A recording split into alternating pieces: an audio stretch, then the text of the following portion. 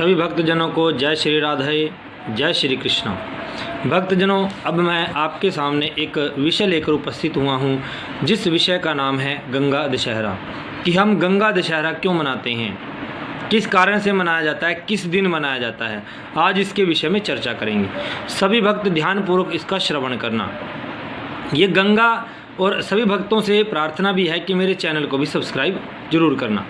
गंगा दशहरा का पर्व ज्येष्ठ मास की शुक्ल पक्ष की दशमी को मनाया जाता है। ज्येष्ठ शुक्ल दशमी को सोमवार तथा हस्त नक्षत्र होने पर यह तिथि घोर पापों को नष्ट करने वाली मानी गई है। हस्त नक्षत्र में बुधवार के दिन गंगावतरण हुआ था, अर्थात इस दिन धरती पर गंगा उतरी थी। भगवान शिव ने अपने जटाओं में से धारण किया और इसे इस दिन धरती पर उतारा। उस दिन हस्त नक्षत्र था, बुधवार था, इसलिए यह तिथि अधिक महत्वपूर्ण है। इस तिथि में स्नान, दान, तर्पण से 10 पापों का नाश होता है, इसलिए इसे दशहरा कहते हैं। अर्थात इस दिन आपको आपने आसपास यमुना नदी, गंगा नदी कोई भी अगर आपके पास हो तो वहाँ पर जाकर इस दिन स्नान अवश्य करना चाहिए। इस दिन गंगा में स्नान का विशेष महत्व है। गंगा स्नान से व्यक्ति के सारे पापों का नाश हो जाता है। यह जल वर्ष भर रखने पर भी खराब नहीं होता। अब इसकी कथा कौन सी है? प्राचीन काल में अयोध्या में सगर नाम के राजा राज्य करते थे। कि प्राचीन काल में सगर नाम का एक राजा था अयोध्या में, जो राम जी के जो उनके वंशज थे। उनके केशिनी तथा सुमति नामक 2 रानियाँ थीं। केशिनी से अंशुमान नामक पुत्र हुआ और सुमति के 60,000 पुत्र थे। एक बार राजा सगर ने अश्वमेध यज्ञ किया। यज्ञ की पूर्ति के लिए एक घोड़ा छोड़ा। इंद्र यज्ञ को भंग करने के हेतु घोड़े को चुराकर कपिल मुनि के आश्रम में बांध आए। राजा ने यज्ञ के घोड़े को खोजने के लिए अपने 60,000 पुत्रों को भेजा।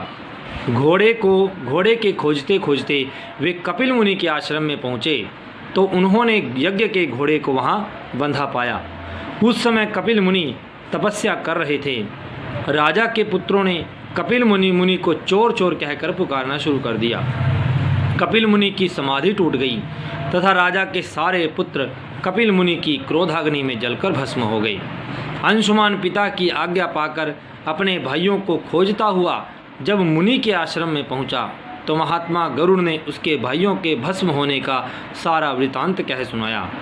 गरुड़ जी ने अंशुमान को यह भी बताया कि यदि इनकी मुक्ति चाहते हो तो गंगा जी को स्वर्ग से धरती पर लाना होगा। इस समय अश्व को ले जाकर अपने पिता के यज्ञ को पूर्ण कराओ, इसके बाद गंगा को पृथ्वी पर लाने का कार्य शुरू करना। अंशुमान ने घोड़े सहित यज्ञ मंडप में पहुंचकर राजा सगर से सब वृतांत कह सुनाया। महाराज सगर के मृत्यु के पश्चात अंशुमान ने गंगा जी को पृथ्वी पर लाने के लिए तप किया, परंतु वह असफल रहे। इसके बाद उनके पुत्र दिलीप ने भी तपस्या की, परंतु वह भी असफल रहे। अंत में दिलीप के पुत्र भगीरथ ने गंगा जी को पृथ्वी पर लाने के लिए गोकर्ण तीर्थ में जाकर कठोर तपस्या की। तपस्या करते करते कई वर्ष बीत गए। तब ब्रह्मा जी प्रसन्न हुए तथा गंगा जी को पृथ्वी पर लाने के लिए का वरदान दिया।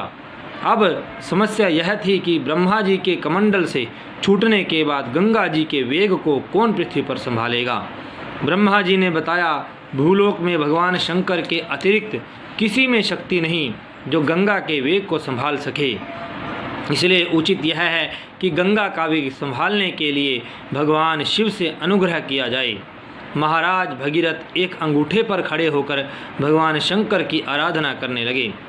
उनकी कठोर तपस्या से प्रसन्न होकर शिवजी गंगा को अपने जटाओं में संभालने के लिए तैयार हो गए। गंगा जी जब देवलोक से पृथ्वी की ओर बढ़ी तो शिवजी ने गंगा जी की धारा को अपने जटाओं में समेट लिया। कई वर्षों तक गंगा जी को जटाओं से बाहर निकलने का पथ न मिल सका। भगीरथ के पुनः अनुनय विनय करने पर शिवजी को अपने जटाओं से मुक्त करने के लिए गंगा तैयार हो गई। कि शिवजी गंगा को अपने जटाओं से मुक्त करने के लिए तैयार हो गए। इस प्रकार शिव की जटाओं से छूटकर गंगा जी हिमालय की घाटियों में कल कल निनाद करके अब मैदान की ओर बढ़ी। जिस रास्ते से गंगा जी आ रही थी उसी मार्ग में ऋषि जनहू का आश्रम था। तपस्या में विघ्न समझकर वे गंगा जी को पी गई। भगीरथ के प्रार्थना करने पर उन्हें पुनः जांग से निकाल दिया।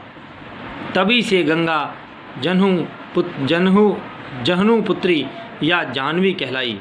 इस प्रकार अनेक स्थलों को पार करती हुई जाह्नवी ने कपिल मुनि के आश्रम में पहुंचकर सगर के 60,000 पुत्रों के भस्म अवशेषों को तार कर मुक्त किया। उसी समय ब्रह्मा जी ने प्रकट होकर भगीरथ के कठोर तप तथा सगर के 60,000 पुत्रों के अमर होने का वरदान दिया तथा घोषित किया कि तुम्हारे नाम पर गंगा जी का नाम भगीरथी होगा। अब तुम जाकर अयोध्या का राज संभालो। ऐसा कहकर ब्रह्मा जी अंतर्ध्यान हो गए।